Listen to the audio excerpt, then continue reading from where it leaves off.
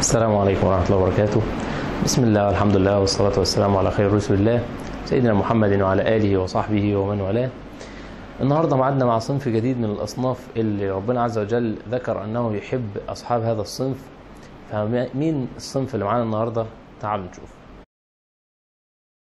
لا ينهاكم الله عن الذين لم يقاتلوكم في الدين ولم يخرجوكم من دياركم أن تبروهم وتقسطوا إليهم إن الله يحب المقسطين.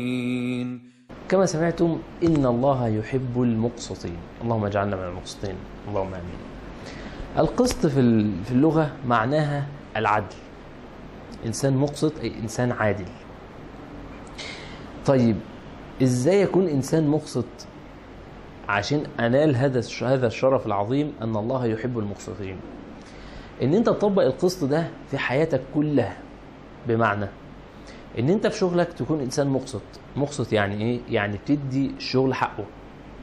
الراجل اللي جابك شغلك هنا ائتمنك على إنك تعمل كذا وكذا وكذا وكذا، فهذه أمانة، فأنت من الإنصاف إنك تعطي هذا الرجل هذه الأمانة. إنصافك مع أهل بيتك إن أنت تعاملهم كويس، تحسن إليهم، ما تظلمهمش، ما تتجناش عليهم، ما يبقاش عندك مشكلة في الشغل ترجع تطلعها فيهم مع إنهم ما لهمش ذنب، ما يبقاش حد فيهم بيكلمك كلمة عادية تعملها قصة. القسط ما يبقاش ابنك مثلا مريض ما تودلوش للدكتور، ما يبقاش كذا. عندك قسط في كل حياتك في بيتك. يبقى عندك قسط بين الناس، انك تعدل في معاملاتك بين الناس، ما تظلمش حد، ما تسويش لحد. قسطك مع جيرانك، مع اهلك، مع اقاربك. القسط ايضا يبقى عندك قسط مع نفسك، ان انت ما تظلمش نفسك، بمعنى ان انت مثلا ما تجهدش نفسك اكتر مما لا تحتمل، ان انت ما تظلمش نفسك، ان انت تضيعها، ان انت تضيع الصلوات، تضيع الاستغفار، التسبيح، التحميد. الامور دي كلها نفسك تحتاجها لتنجو من النار، وهي لها حق عليك هذه النفس، لان انت ستسأل عنها امام الله عز وجل.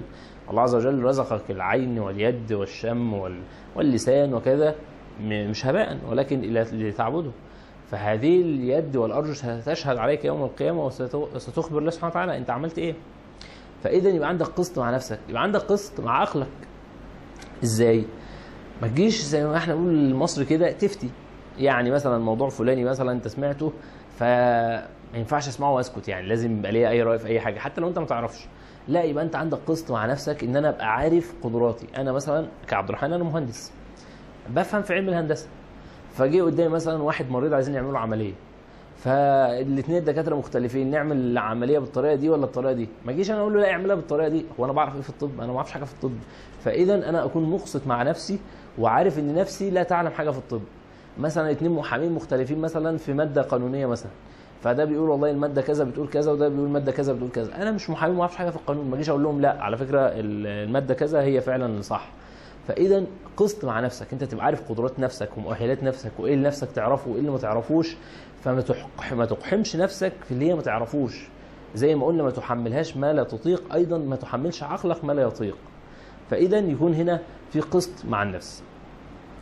عشان تكون انسان مقسط لازم تحذر من الامور الثلاثه. 3 امور بيضيعوا القسط عند كثير من الناس. اول امر العاطفه، ان انت تكون عاطفتك تغلب على قرارك. يعني مثلا يكون في موقف مثلا ابنك او اخوك او كذا هو اللي مخطئ، بس هو عشان ابنك فانت تجامله، او تقول لا هو ما غلطش، ده هو ما كانش قصده، ده كذا. لا، تكون انسان مقسط، ولو الاخطاء ده اقرب الاقربين اليك يبقى عندك قسط. فاذا احذر من العاطفه اللي بتضيع كل الحقوق للاسف. الامر الثاني، احذر من العداوه، ان انت تكون مثلا في عداوه مع شخص فتظلمه لهذه العداوه. لا، ده انت لو في عداوه مع واحد غير مسلم الاسلام امرك انك تقسط اليه. امر لو في يعني لو في مشكله بين واحد نصراني وواحد مسلم، والنصراني اللي على حق مثلا في مشكله ارض، في مشكله كذا، دورك كمسلم انك تنصر، انك تقول فعلا النصراني اللي على حق، على الرغم ان ده مش على دينك كذا، بس الامر بالعدل ده امر عام لكل المسلمين في كل امورهم مع كل الناس. فاذا احذر من العداوه. الامر الثالث، احذر من العند وعدم العوده للحق.